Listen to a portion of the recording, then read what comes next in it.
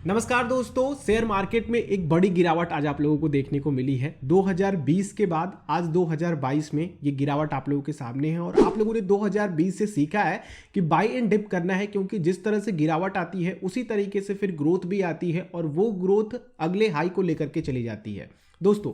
लेकिन आप लोगों को क्या करना है, इस गिरावट में किस तरह की खरीदारी करनी है? वैल्यू खरीदारी करनी बहुत जरूरी है, वरना आप लोग फंस सकते हैं और आप लोगों का पैसा डूब सकता है। मार्केट देख रहा है रिकवर हो रहा है, पर आप लोगों का पोर्टफोलियो रिकवर नहीं हो रहा है।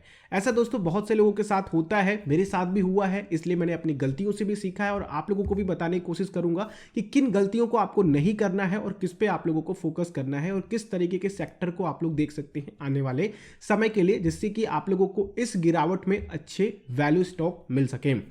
देखिए दोस्तों, सबसे पहले तो आज सबसे बड़ी गिरावट किन सेक्टर्स में रही है ये आपको फाइंड करना पड़ेगा। आप अपने पोर्टफोलियो में देखिए कि आपके पोर्टफोलियो में कितनी ज़्यादा गिरावट हुई है। अगर आप देख रहे हो अपने पोर्टफोलियो में कि आपका पोर्टफोलियो ऑलमोस्ट 20% करेक्ट हो गया, 30% करेक्ट हो गया, 40% करेक्ट हो गया, जबकि आपका मार्केट इतना करेक्ट नहीं हुआ है, तो आपके पोर्टफोलियो में कहीं ना कहीं गड़बड़ी है। आपका पोर्टफोलियो पूरी तरीके से इक्विटी वॉलेटाइल बेस्ड है, यानी कि मार्केट गिरता है तो आपका पोर्टफोलियो बहुत ज़्यादा नुकसान आप लोगों को करा रहा है। तो आप लोगों को सबसे पहले अपने पोर्टफोलियो को सही करना होगा।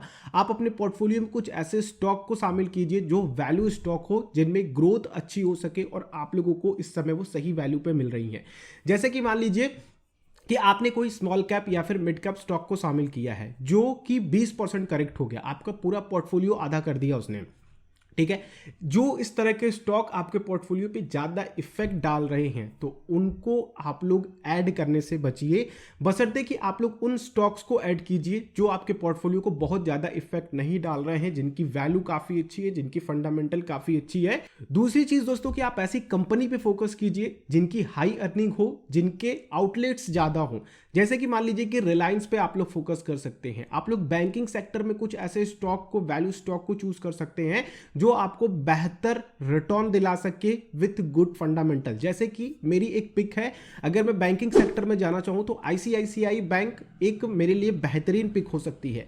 कई लोग मुझसे आरबीएल बैंक के बारे में कहते हैं दोस्तों, तो मैं आरबीएल बैंक को कभी भी लॉन्ग टर्म के लिए नहीं देखता हूं। जब भी उसमें एक रेंज आती है उसको मैं शॉर्ट करने की कोशिश करता हूं और जब भी मार्केट गिरे तो उसको सेल करने से कतराइएगा नहीं, वरना आप लोगों को वो एक बड़ा नुकसान देकर के जाएगा। आप लोग फ्यूचर एंड ऑप्शन में उसको काफी अच्छे शॉर्ट करके उसको हेज भी कर सकते हैं, लेकिन आरबीएल की जगह अगर आप देखते हो आईसीआईसीआई बैंक को, इवन एचडीएफसी के सामने भी, एचडीएफसी बैंक के सामने भी मैं आईसीआईसीआई बैंक को प्रेफर करूंगा।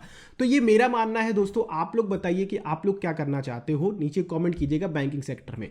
दूसरी चीज दोस्तों जो मैं सेक्टर पे फोकस करना चाहता हूं, जहां से मैं पिक कर सकूं, वो है सीमेंट सेक्टर। सीमेंट सेक्टर दोस्तों आप लोगों को आने वाले सालों में काफी अच्छा रिटर्न दिला सकता है। दूसरा मैं फोकस करूंगा इलेक्ट्रिक व्हीकल्स की तरफ, यानी कि जो भी ईवीज पे काम कर रही हैं कंपनी, जैसे कि टाटा मोटर्स हो गई। तो टाटा मोटर्स मेरा एक अच्छा पिक होगा। आज के दिन में वो ऑलमोस्ट 10% करेक्ट हुआ है, तो अगर वो 400 के नीचे आता है और 430 के बीच में रहता है तो ये एक अच्छी वैल्यू बाइंग है। तो यहां से आप लोग अपनी बाइंग स्टार्ट कर सकते हैं अगर आप लोग टाटा मोटर्स की तरफ जाना चाहते हैं। फार्मा सेक्टर की तरफ जा सकते हैं। फार्मा सेक्टर जहां पे 2020 के बाद जो हाइप थी, जिस तरह से ओवर वैल्यूएशन हुआ फार्मा सेक्टर का, फिर उसके बाद थोड़ा करेक्ट हुए, तो ऐसे बहुत सारे स्टॉक हैं जो कि बहुत अच्छे करेक्शन पे आप लोगों को इस समय मिल रहे हैं।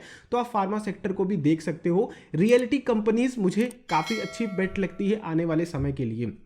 तो मैंने आप लोगों को कहां पे बताया, मैंने ईवीज पे फोकस करने के लिए आपको बताया। मैंने बैंकिंग सेक्टर का एक स्टॉक दिया जो कि आईसीआईसीआई बैंक, बाकी आप लोगों अपने हिसाब से चूज कर सकते हो, ये मेरी पिक है।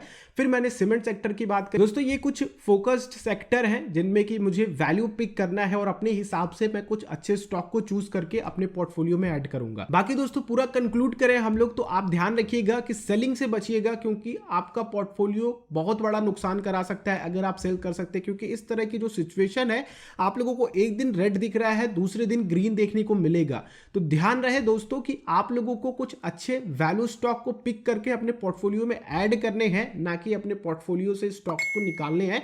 एवरेजिंग कीजिए, इस समय एवरेजिंग का काफी अच्छा समय है। जिनके पास ऑलरेडी पोर्टफोलियो है, अगर आपको लाख, 2 लाख, 3 लाख, 4 लाख, 5 लाख का नुकसान दिखा रहा है तो आप लोग उस नुकसान को मत देखिए, आप लोग वैल्यू को देखिए कि उसका रीजन क्या है नीचे आने का। अगर ये सारी चीजें ना होती तो मेरे स्टॉक की वैल्यू क्या होती, मेरे पोर्टफोलियो की वैल्यू क्या होती, मेरा वो जो भी स्टॉक है वो कितना वैल्यूड है, क्या मैंने एक ऐसे स्टॉक को पिक किया है जो कि मैंने सोचा था कि ये मल्टी बैगर हो सकता है और मुझे बिल्कुल से भिखारी बना दिया, बिल्कुल से बैगर बना दिया।